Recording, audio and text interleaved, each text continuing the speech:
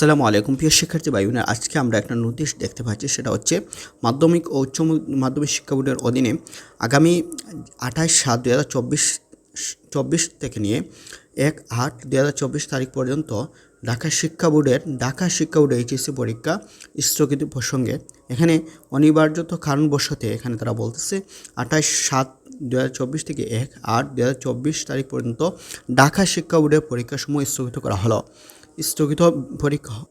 স্থগিত হওয়া পরীক্ষার পরবর্তী সময়সূচি পরবর্তীতে জানানো হবে।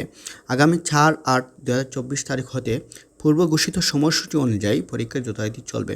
তো যারা বর্তমানে এইচএসসি পরীক্ষার্থী রয়েছেন, আপনাদের যে তারিখগুলো, এই তারিখের মধ্যে যে পরীক্ষা রয়েছে সেটা আপনাদের পরবর্তী তারিখ জানানো হবে।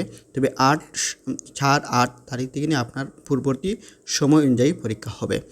অনুরূপভাবে যারা বাংলাদেশ উন্মুক্ত বিশ্ববিদ্যালয়ের অধীনে আগামী 26শে জুলাই যাদের পরীক্ষা রয়েছে তাদের পরীক্ষা স্থগিত করা হয়েছে।